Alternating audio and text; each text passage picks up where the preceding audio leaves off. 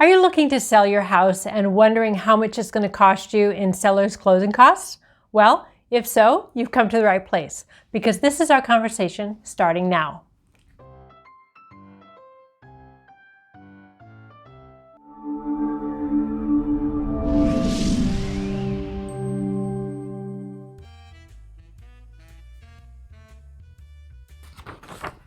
When you're selling your house, you're really looking mostly about getting money, usually, especially here in the Tri-Valley right now.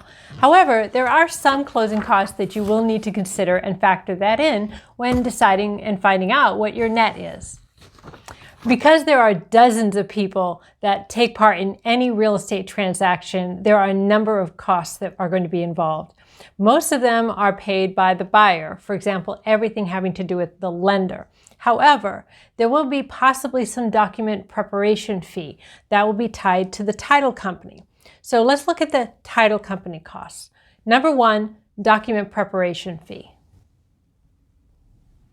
Number two, documentary transfer tax. Well, what does that mean?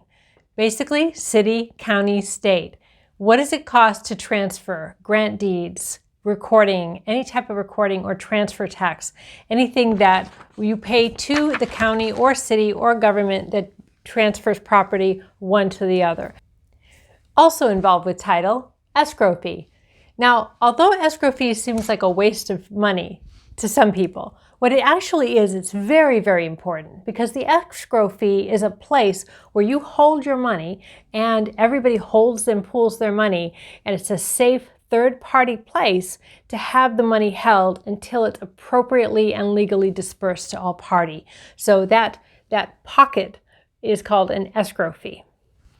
Number four, a home warranty.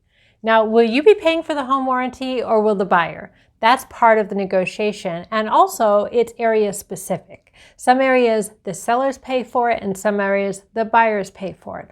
Also, if you're flipping a home, you may want to include a warranty for goodwill, or if your home is a little bit older or you know that there might be some issues that may come up in the future that you really don't want to repair, for a few $100s you can insure the HVAC system, the water heater system, and many other components. Even appliances can be insured under a home warranty insurance policy. So it's a nice parting gift, and it builds goodwill, and it also ensures that the buyer will not come back to you later with complaints, because you can always refer back to the home warranty that you purchased on their behalf. So it's a really nice goodwill item that sellers often do choose to pay for.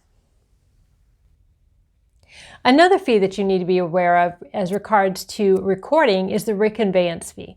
What is a reconveyance fee? Well, when a property is transferred over, when it's paid in full, it's reconveyed. So when your home is paid in full, you will get a reconveyance from your lender, which will be legally recorded, and you'll also get a copy of that. But there's a fee for that as well. Another fee is the owner's policy.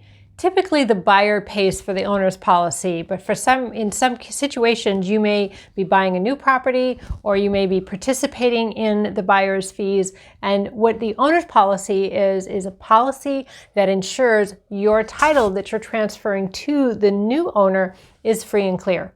And so that's a fee that may or may not be incurred. In addition, there's miscellaneous fees like notary fees, courier fees, any document preparation fees. Those things may be also incurred.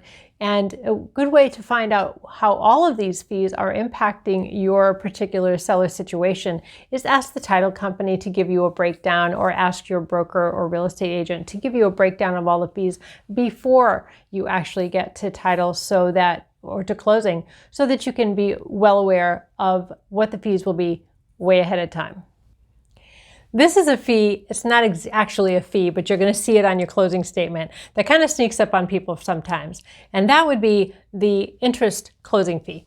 Basically what that means is your mortgage is paid in arrears on a regular basis. So depending on when you last paid your mortgage, you may end up seeing a lot of interest accumulated at the closing statement. And what that just means is that you're making your last mortgage statement payment. and that's being taken care of through the escrow process. Another fee, which is tied to the lender, is the payoff demand.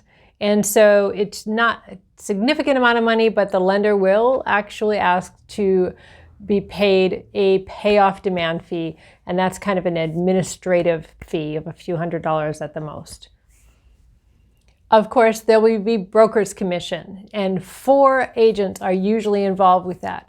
The broker on the selling side, the agent on the selling side, the broker on the buying side, and the agent on the buying side. Whereas it looks like a tremendous amount of money sometimes, it's actually broken down very significantly for marketing costs, etc. But that will show up on the seller's statement as well. And lastly, something to be aware of, if you've had any inspections done that you've taken responsibility for that the buyer has not taken on their end, you may be responsible for a pest inspection fee or other types of fees. If you've done any work on the property, sometimes they're asking us to bill it through escrow, and so that may show up on your statement. It'll save you the money up front and the hassle, and it can be taken out at the end. So there's a summation of the basic selling closing costs. Hope that you found this valuable. If you do enjoy it, then please click subscribe, ring the bell, as we do weekly videos of interesting things having to do with Livermore, Tri-Valley, and the surrounds, real estate related and community related. This is Ginger Faith of Golden Canyon Properties. Look forward to seeing you next week.